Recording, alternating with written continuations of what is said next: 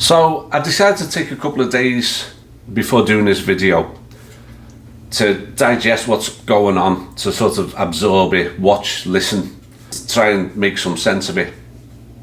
And I decided there was a few things more I needed to say, and I boiled them down to four things. One I've already talked about a little bit, so that's the UK media. The second, I'm going to talk about some additional information regarding calls against Liverpool, which I think is relevant to this whole debacle.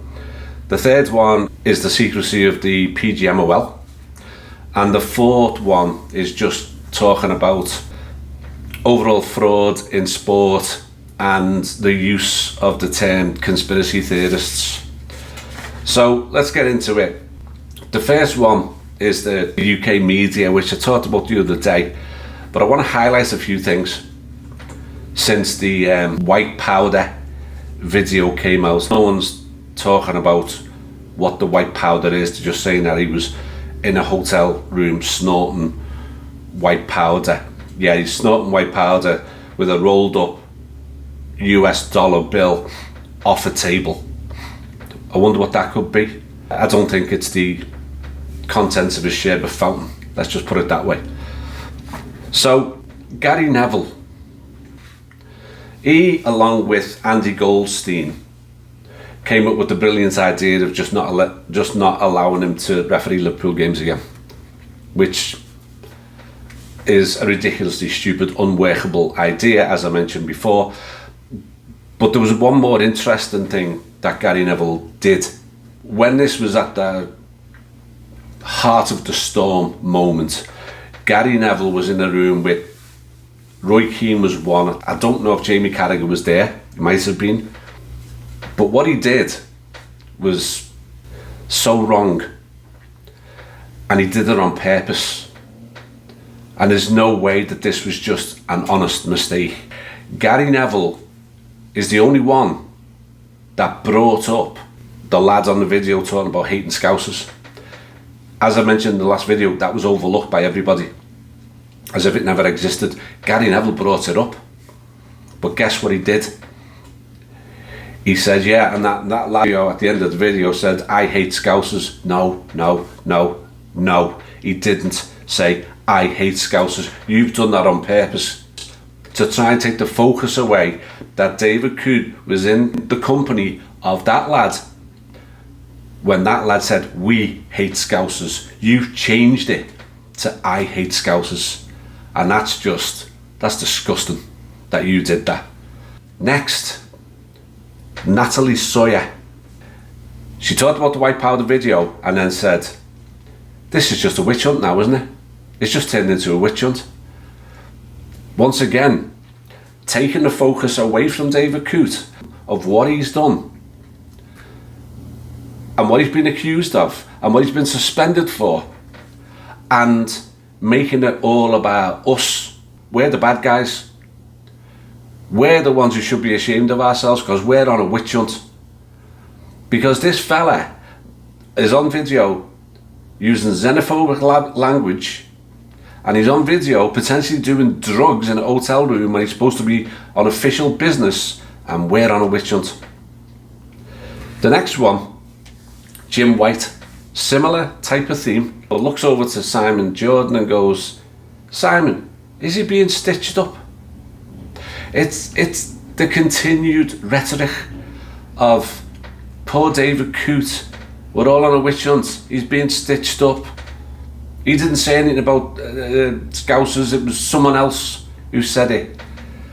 And Simon Jordan, typically, and this makes me sick as a Scouser and as a Liverpool fan, you know what he said? He said, this is the worst fan base this could happen to because they're very sensitive. You know what? Piss off. We're very sensitive. Have you not seen what has gone on for the last God knows how many years regarding Hillsborough? We're sensitive.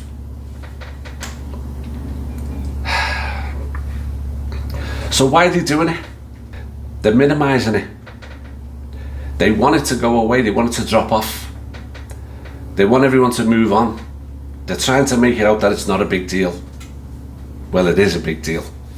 That leads into my second topic about the anti-Liverpool calls that have been made. I mentioned the other day that there's the obvious ones, the Rodri, the Grealish, the Salah, the Van Dijk, the big ones that everyone's been talking about. But I want to go a bit deeper, because you really start to see just how big this potentially is. So you go back to 2013. This is when Liverpool and Man City, it all started. Around about Christmas, there was no VAR at this time. We lost the game 2-1 to Man City. A decision was made in that game when the ball was played through to Raheem Sterling, who would have been clean through on goal, and was flagged offside. And he was literally 3 yards onside. It wasn't one of these close ones. He was 3 yards onside. It was absolutely unbelievable. Wasn't given. We lost the game 2-1.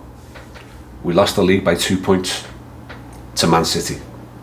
The 2019 season, January of 2019, Naby Keita is clean through in the box, and he's taken out by the Leicester City player. Martin Atkinson doesn't give the call. That same season, there's a misplaced pass. Mo Salah gets on it. Vincent Kompany flies through the air, takes him out. He's the last man. Salah's going to be clear. He misses the ball, takes him out by the shin. No red card. We lost the league by 1 point. City won that game 2-1. 2021, Harry Kane. He goes in with a flying tackle, both feet off the ground, and he takes out Andy Robertson. No red card. Late in the game, Andy Robertson is given a yellow card for kicking someone at the side of the pitch, and upon review, it's changed to a red. We drew that game 2-2. We lost the league by a point. February 2022, getting towards the end of the season, the Rodri handball against Everton. An apology was issued to Everton afterwards.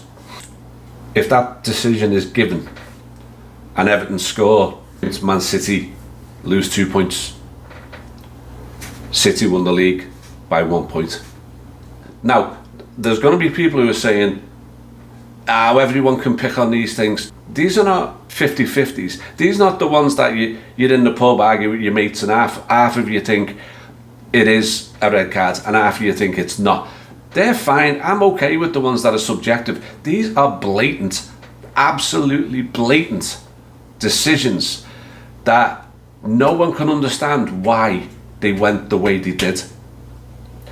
And that's 3 league titles right there, all separated by a point or two. Let's move on to number 3. This is a biggie. The PGMOL and this secret organisation that they've got. The PGMOL are funded by the FA, the Premier League and the English Football League, and they all sit on the board of the PGMOL. And yet it's almost like this impenetrable organisation that none of us know anything about. Simon Jordan actually did say something that was extremely relevant, even though he said it using a derogatory term at the end. But what he said is really important. He said, none of us know how the PGMOL runs. None of us are sat there in constructing the confines of the PGMOL and understand the processes, how influential the Premier League are, who the board members are, how decisions are made, and what criteria is for management of that organisation. And then he makes a derogatory comment saying that, and although none of us know any of that stuff, we all think we're pseudo-experts on it.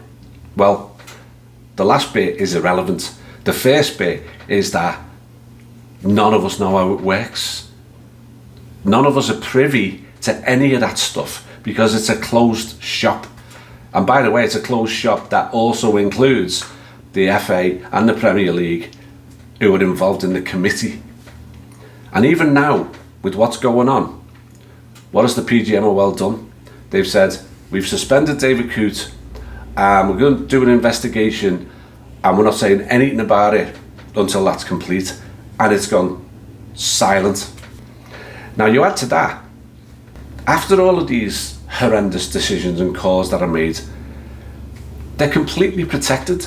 Every time you watch a post-game show, the managers have a microphone stuck in their face. So what do you think about that call?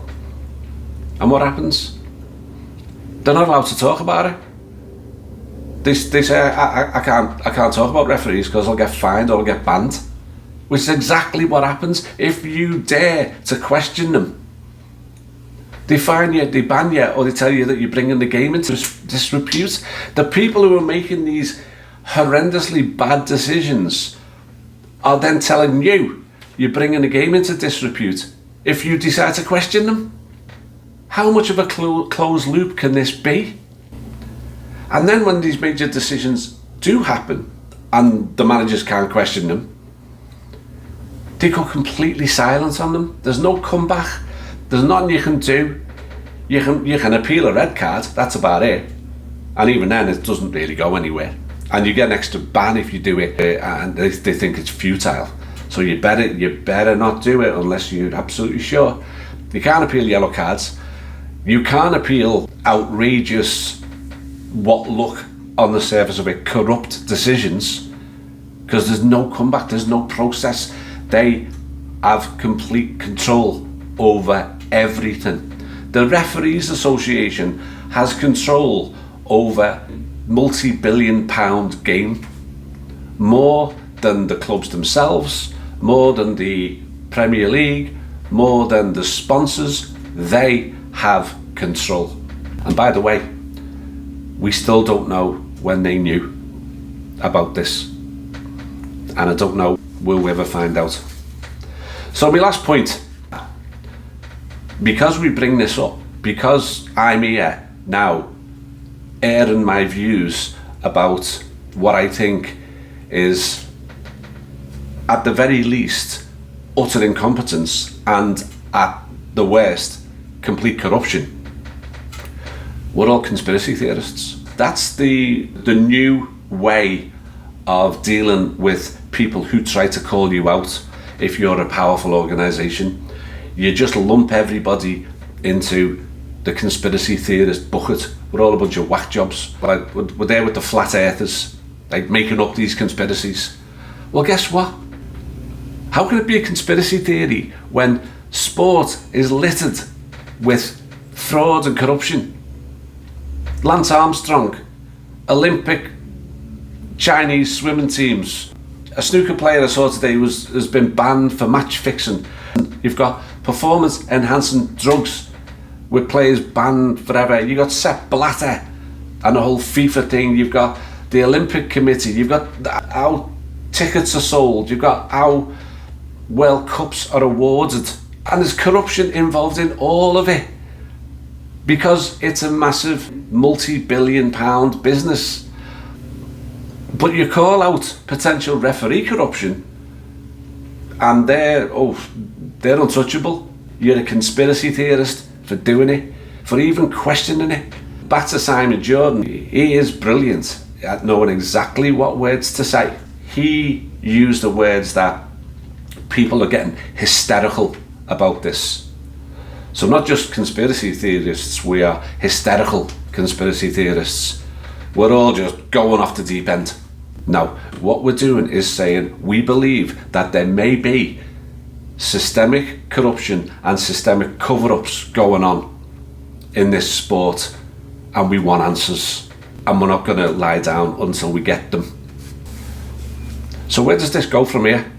I've got to tell you, I'm worried, because the mainstream media has an agenda. The agenda is to bury the lead here, to brush this under the carpet. They know that if you go through enough news cycles, the outcry that has been going on will gradually lessen until it goes away, and you can move on to something else. And in the meantime, all of this, what we're talking about right now, doesn't happen. There's no investigation done. there's no changes made within the PGMOL, there's no transparency that comes from it, and we all just go back to normal. That's my worry. And we can't afford to allow that to happen. I'm hoping that because of what's going on, and when the Premier League starts again next week, that they don't dare continue to make these type of calls, because they've been rumbled, because the spotlight is on them, because they know that we're all now watching them, and because we all now have our suspicions that these calls that they've been making and getting away with for the last several seasons become a thing of the past. Because I'm hoping that they just don't dare make those type of calls anymore. Let's see what happens. Alright, see you soon. You never walk alone. Ta-ra.